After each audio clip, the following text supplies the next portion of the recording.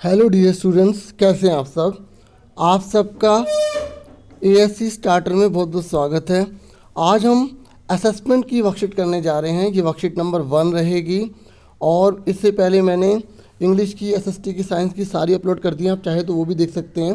Description में आपको link दे दिया जाएगा, नहीं तो आप चैनल पर जाकर देख सकते हैं। तो ये जो वीडियो रहेगी मेन आपको पहले खुद करना है, ठीक है। फिर आप अपने आंसर मैच कर सकते हैं, क्योंकि ये आपको सीखना है। और अगर आप कॉपी पेस्ट कर देंगे तो फिर आप सीखेंगे कैसे, ठीक है। मुझे पूरी उम्मीद है कि आप पहले ट्राई करने के बाद ही अपने आंसर मैच करने के लिए इस वीडियो को देखेंगे, ठीक है। तो फटाफट स्टार्ट कर देते हैं। मैथ्स की है, हिंदी मीडियम की रहेगी, इंग्लिश मीडियम की थोड़ी देर बाद अपलोड कर दूंगा। देखिए, पहला क्वेश्चन था कि कर्मचारी को औसत मासिक वेतन जो है वो 8,200 रुपये है।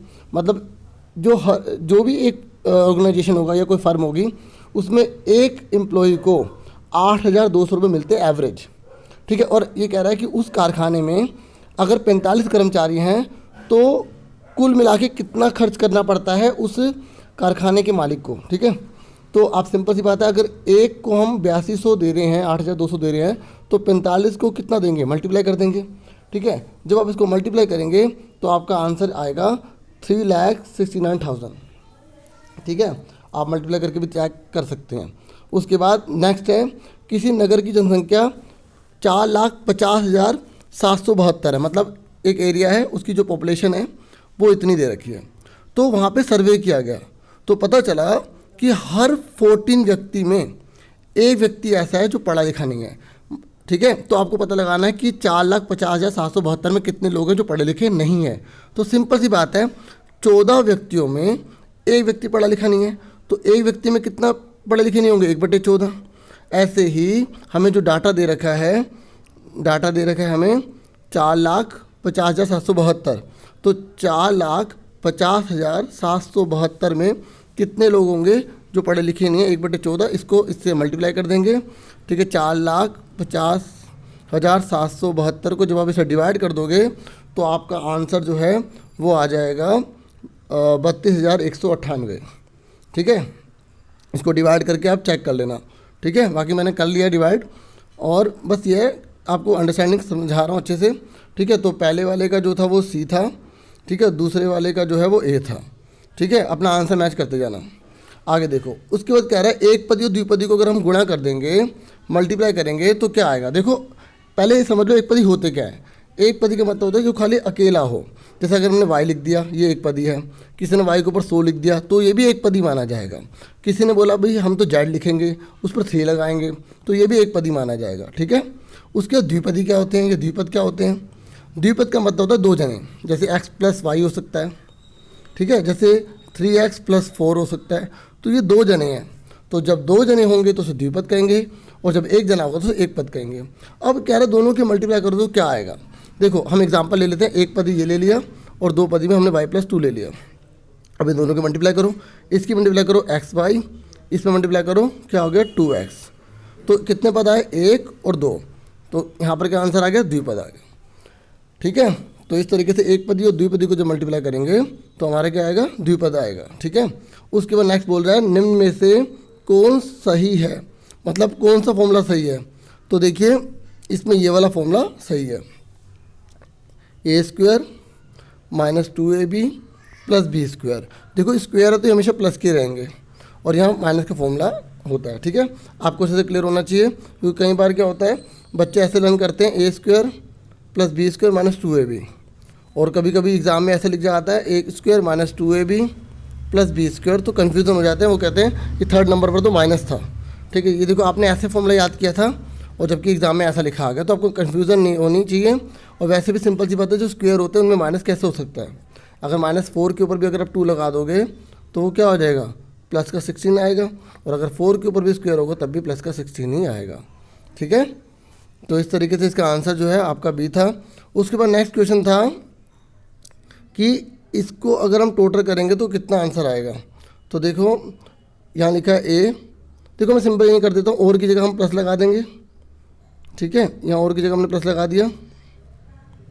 तो अब इसको सॉल्व करो। देखो, ये a+ का है, ये माइनस का कट गया, ठीक है। उसके बाद यहाँ b- का है, b+ का है, ये कट गया, ठीक है। जहाँ कोमा है वहाँ भी प्लस लगा देंगे, ठीक है, यहाँ पर, ठीक है। ये एरो बना दिया मैंने, क्योंकि स्पेस कम है तो आप समझ जाओ। तो अब बचा क्या क्या, देखो अब सी तो कटेगा नहीं क्योंकि सी जो है यहाँ दोनों जगह क्या है, प्लस का है।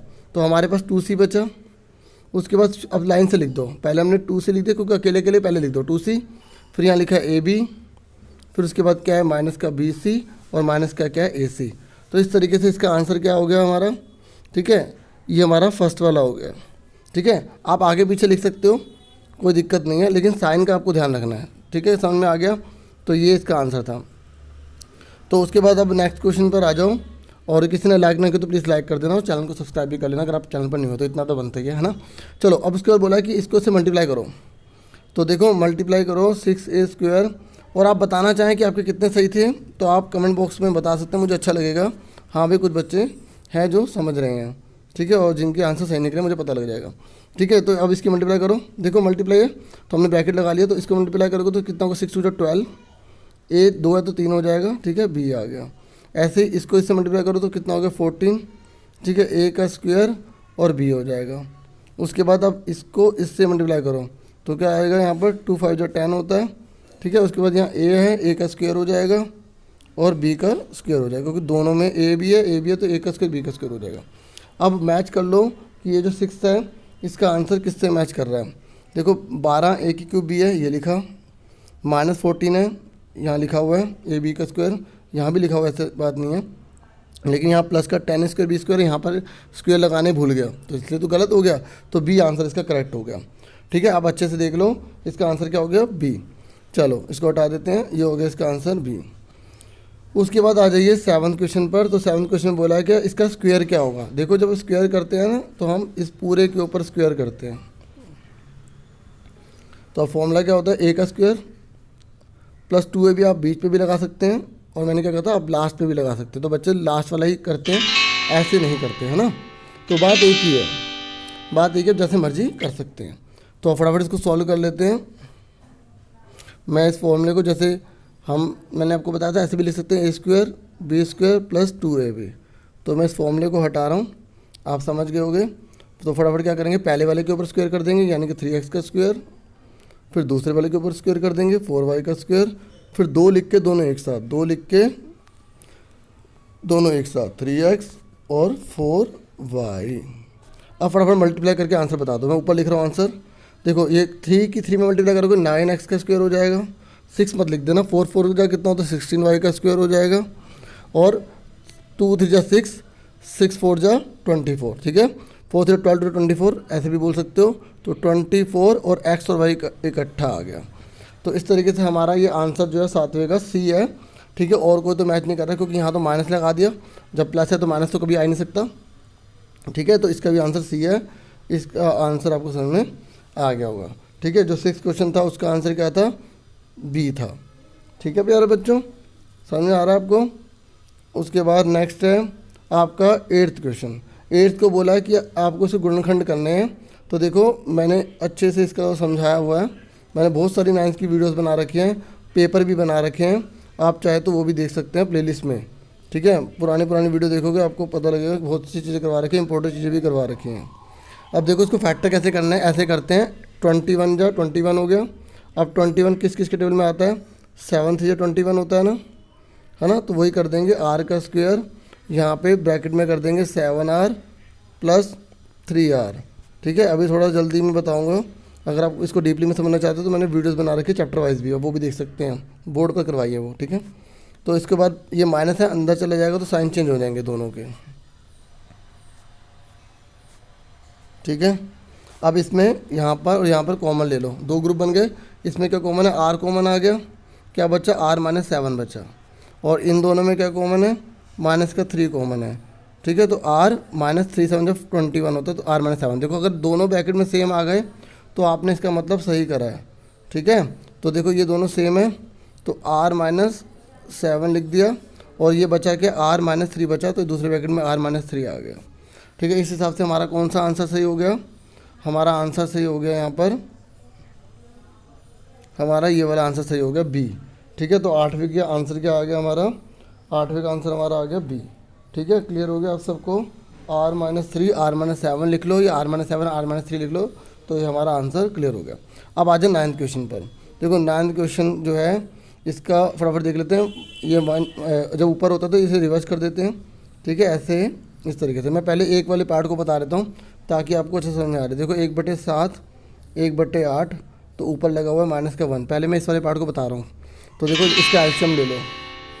इसका जब एलसीएम लोगे तो देखो 8 एकम 8, 7 एकम 7, 8 7 56, ठीक है। ये सबसे आसान तरीका है -1। तो कितना आ गया, 8 में 7 गया 1/56, ठीक है। ऊपर क्या है -1। अब जब -1 है तो उल्टा हो जाएगा, तो क्या आ जाएगा 56 आ जाएगा, ठीक है। तो इस तरीके से इस वाले का क्या आया, सॉल्व करने पर 56 आया। अब इसको सॉल्व करो 1/3 1/4। अब इसका एलसीएम ले लो, 4 एकम 4, 3 एकम 3, 4 तिया 12, ठीक है। तो इस तरीके से कितना आ गया, 1/12 आ गया। अब इसके ऊपर भी क्या लगा हुआ, -1 लगा हुआ है। क्या लगा हुआ, -1, क्या लगा हुआ, -1। तो उल्टा करेंगे तो -12 आ गया, ठीक है। अब आप क्या करो, 56 में से 12 घटा दो तो कितने आ गए आपके, 44 आ गए। तो इस तरीके से आपका ए आंसर आ गया। क्लियर हो गया। तो और जिसने अभी तक सब्सक्राइब नहीं किया आप सब्सक्राइब जरूर कर लीजिएगा, ठीक है। और ये इसका आंसर तो सबको पता होगा, किसी की पावर अगर 0 होती है तो उसकी वैल्यू क्या होती है, हमेशा 1 होती है। तो इस तरीके से हमारा आंसर आ गया। मैंने सारा आपको समझा दिए, ठीक है। होप वीडियो आपके लिए हेल्पफुल रही होगी। चैनल को लाइक सब्सक्राइब शेयर जरूर कीजिएगा और आपसे फिर मिलेंगे एक नेक्स्ट वीडियो में।